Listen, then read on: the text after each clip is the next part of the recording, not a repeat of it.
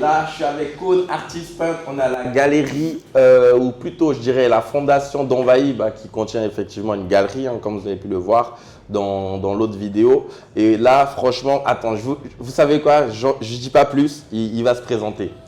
Alors bonsoir à tous, moi c'est Koun, artiste, peintre, street artiste, graffeur, ivoirien, 100%, on est là, hein, tu connais.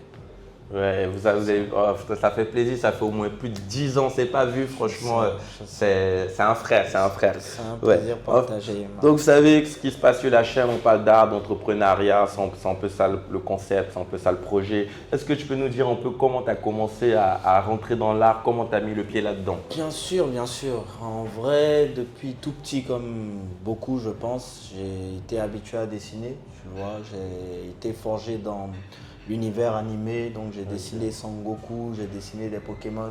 Ouais. Et à un moment, quand je suis rentré en Côte d'Ivoire, après certaines études que j'ai pu faire, j'ai remarqué en fait qu'il n'y avait pas assez de peinture dans la ville. On voyait beaucoup de publicités, beaucoup de couleurs dans les publicités, mais il y avait quasiment un ou deux, trois artistes maximum qui s'amusaient à peindre les murs. Donc je me suis motivé, je me suis dit pourquoi pas.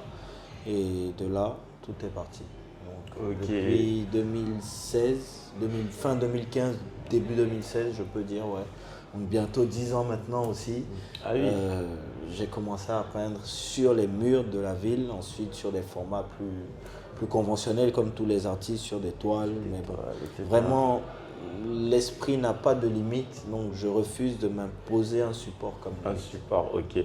Et en gros, c'était quoi? C'était pour quand tu as dit tu as choisi les murs ou que tu as commencé par les murs, c'est quoi? Tu voulais montrer que l'art existe en Côte d'Ivoire par exemple je voulais quel est le simplement message? sensibiliser surtout. Sensibiliser. En fait, mon nom d'artiste c'est Koun et Koun c'est le diminutif du Kungolo.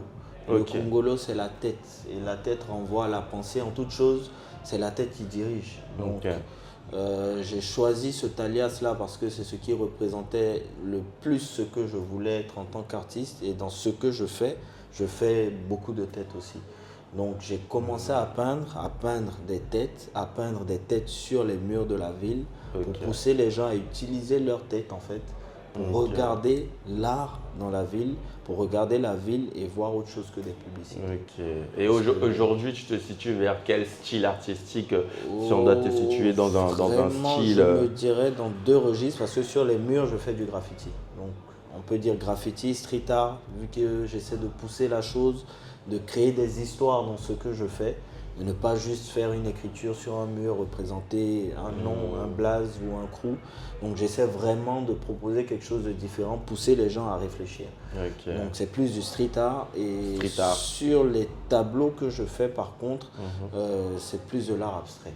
De l'art abstrait sur les Je travaille, on va dire, entre des techniques qui varient de l'art abstrait jusqu'à l'impressionnisme. Donc globalement, je résumerai par l'art abstrait. D'ailleurs, ça me vient comme ça, mais j'avoue, là, comme je disais, on est à la fondation d'Envahi, mais tu as exposé à la fondation d'Envahi même il n'y a pas si longtemps que ça en vrai. Non, j'ai eu la chance d'exposer au MUCAT à Bobo, mais j'ai travaillé avec la fondation sur différents projets, sur la présentation du film et de l'histoire Zlan de La Falaise. J'ai travaillé aussi sur le panel avec Street Art Sans Frontières qui a fait un atelier ici. On a fait des murs justement avec la fondation.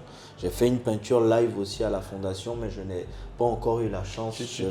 Tu vas nous en dire plus sur la fondation. Je sais que c'est un projet, on peut parler en off. Il va m'en dire plus tout à l'heure, j'en sais pas plus. Hein. Il va me dire tout à l'heure. Mais ça avait l'air très très très intéressant.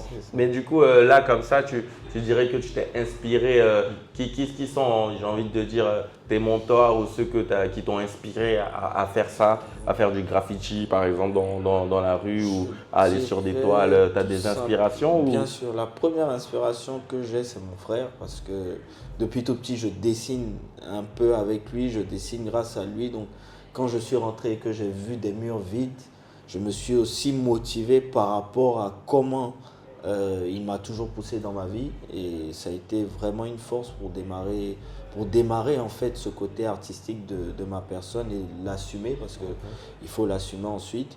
Et aujourd'hui, j'ai fait beaucoup de recherches, j'ai essayé de travailler ce que je fais, notamment beaucoup m'informer sur l'histoire de l'art et de l'architecture, Donc sur les murs en graffiti pur, je dirais que je suis plus dans un style qui tire pas vers du John One, mais plutôt vers quelqu'un de plus contemporain qui s'appelle Sofless. Okay. Mais bon, c'est des références. Mais en peinture même, je m'inspire plus de Pollock et localement, on va dire Monebu, qui sont des peintres en fait qui travaillent sur la projection. En fait, vu que sur les murs, j'ai été habitué à peindre avec des sprays, c'est de la peinture projetée, mais sur des très grands formats. Donc quand j'ai essayé de rentrer sur tableau, donc sur des formats plus petits, je réussis à travailler des pièces, à travailler des détails, mais j'ai pris la liberté de faire des peintures avec de la coulure, avec justement des projections. Et je m'inspire plus de ces artistes-là qui sont Pollock et Monebu, qui font justement des projections pour travailler mon sujet en une ligne sans même toucher le tableau. Je sais qu'en général, en peinture, on dit que c'est plus facile de peindre sur une toile plus petite que sur une toile plus grande. Et toi, là, en fait, tu as commencé sur des formats plus grands, donc c'est-à-dire des murs, et tu es descendu vers des plus petits. Du coup, est-ce que tu as senti que c'était plus facile de peindre sur des toiles ou au contraire, peut-être que tu casses le mythe vu que tu l'as vécu? Est-ce que c'était, du coup, au final, comme ça change de format, il y a aussi une complexité là-dedans. Qu'est-ce que tu peux me dire? Mais pour résumer ça, je dirais que une œuvre ne se termine jamais vraiment. C'est l'artiste qui arrête d'y travailler. Donc, peu importe la dimension de l'œuvre, un artiste est satisfait quand il a atteint le niveau de détail, il a atteint le rendu qu'il attendait de cette œuvre-là, de la manière dont il a projeté dans son esprit. Et moi, je pense qu'il n'y a pas vraiment de format parce que sur grand format, sur des murs, on n'a pas les mêmes intempéries que sur une toile. Sur une toile, on peut travailler pendant X heures à la maison dans un cadre, alors que sur un mur, il y a certaines dispositions, il y a la météo, il y a beaucoup de choses qui influencent même la qualité de la peinture et le résultat qui va être produit. Donc, travailler sur ces deux formats-là, moi, je pense que c'est quelque chose qui se complète parce que ça me permet de voir la peinture en grand, c'est-à-dire à vraiment une échelle, à l'échelle de la ville, mais encore plus grand parce que quand on passe en voiture, on ne voit pas les choses de la même manière. Alors que travailler sur tableau pour avoir une peinture destinée à être, je ne vais pas dire confinée à un intérieur, mais à être dans une intimité, c'est vraiment pas la même chose. C'est pour ça moi j'aborde vraiment les deux choses de manière totalement différente, de manière indépendante on peut dire. Ce que je fais sur mur est très différent de ce que je fais sur toile. Et là en gros, quel est le projet dont tu es le plus fier depuis que tu as commencé cette carrière artistique, même si tu as un autre travail à côté comme moi, parce qu'on est des artistes certes, et on a aussi un travail à côté pour l'instant. En tout cas, c'est comme ça qu'on fonctionne. Vrai. Et toi, dans ta carrière du coup artistique, quel est le projet actuellement dont tu es le plus fier? Je dirais basiquement ma première exposition solo, parce que j'ai eu à faire des expositions collectives qui se sont très bien passées, qui ont permis vraiment de comprendre l'apport qu'on peut avoir dans ce domaine-là en Côte d'Ivoire et même dans la sous-région, pour ne pas dire en Afrique plus généralement. Mais l'événement vraiment que j'ai pu faire et qui m'a permis de prendre et de comprendre l'ampleur de la chose et de mon art, c'est ma première exposition solo que j'ai organisée l'année dernière à La Baraque. C'est un resto lounge galerie à la Riviera Golf sur Abidjan, durant laquelle j'ai exposé 17 œuvres et j'ai pu heureusement toutes les vendre. Donc le fait de réussir à faire un sold out, ça clame, les gars. C'est vraiment avoir le retour du travail qu'on produit et qu'on propose aux gens. Et si ce retour-là est positif, ça nous encourage. Merci. J'étais pas là, mais je pense que j'aurais aimé avoir le. C'est clair. Mais j'ai vu des trucs. La deuxième expo solo arrive et t'inquiète. Je pense que tout le monde sera servi. J'espère avoir la date. De toute façon, les gars, je vous mettrai tous les liens, tous les comptes, pour aller le suivre, pour suivre tous ces projets dans tous les cas. Mais franchement, moi ça me fait, je le redis, mais franchement ça me fait plaisir d'être avec toi aujourd'hui. Good place, good people, you know. Good vibe. On est vraiment dans un bon truc. Là je vais parler un peu de technologie, donc c'est-à-dire un peu dans le monde, dans l'ère dans laquelle on évolue. Ouais. Comment est-ce que tu allies la technologie à l'art, c'est-à-dire peut-être via les réseaux sociaux, etc. Comment tu utilises ça? Comment tu te débrouilles là-dedans? Alors, il faut savoir que moi, j'ai pas de carte. je ne donne pas de carte de visite parce que je trouve que les peintures que je fais sont plus parlantes qu'autre chose. Et si tu aimes quelque chose, si tu veux savoir quel artiste a fait quelque chose, il faut aussi se motiver à chercher. Donc mon premier moyen de communication, c'est un compte Instagram. J'ai une page Facebook aussi, mais je suis beaucoup plus actif sur Instagram. Et c'est le moyen numérique que j'ai trouvé par rapport à l'audience que je recherche en fait, pour pouvoir arriver à communiquer comme je le souhaite. Le lien dans la bio. Donc, vous pouvez aller sur l'Instagram, Kun Kungolo.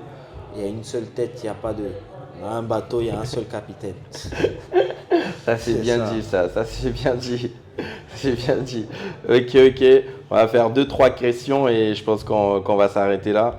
J'aimerais savoir, est-ce que tu as déjà eu des critiques sur ton art et comment tu l'as géré à ce moment-là? J'ai toujours, et un artiste est fait pour être soumis aux critiques. Moi-même, je suis le premier critique de ce que je fais, mais forcément, quand on regarde un verre d'un seul côté, on peut le juger à moitié vide ou à moitié plein. Exact. Et il faut arriver à regarder tous les côtés, de haut, de bas et même en diagonale de l'intérieur pour arriver à comprendre. Donc moi, j'ai toujours accepté les critiques et de ce que je fais dans la ville, on va dire sur les murs, je peins jamais contre la volonté des gens. C'est-à-dire que si j'arrive sur un mur, s'il y a des gens à côté, s'il y a des gardiens, s'il y a des personnes, je demande si le fait de faire une peinture ici, ça les dérangerait. Et je prends toujours cette approbation-là qui fait que même quand les gens passent après, ils sont contents de voir de la couleur, ils nous félicitent. Okay. Et c'est pareil sur tableau, je sais qu'il y a des sujets très sensibles qu'on peut aborder, mais un artiste reste ou doit rester ouvert aux critiques pour s'améliorer. On choisit de s'enfermer dans certains sujets pour les traiter avec la sensibilité qu'on a, mais une fois qu'on le fait, on arrive à souvent dépasser ce qu'on pensait même de la chose initialement. Donc, celui qui critique, il ne le fait pas de manière forcément négative parce que la critique crée le débat. Et l'art, justement, est fait pour susciter le débat, pour créer l'interrogation, pour pousser le questionnement. Donc, moi, je suis vraiment ouvert à toutes les critiques et je suis toujours prêt à défendre mon point de vue sur le pourquoi de ce que j'ai fait, de ce que j'ai présenté. J'adore ce mindset-là, ce genre de mindset. Et du coup, quels sont tes projets futurs ou tu travailles sur quel projet actuellement? Alors, actuellement, comme je vous ai dit, j'ai fait une première exposition solo qui s'est très bien passée. Je prépare une deuxième expo solo pour cette année.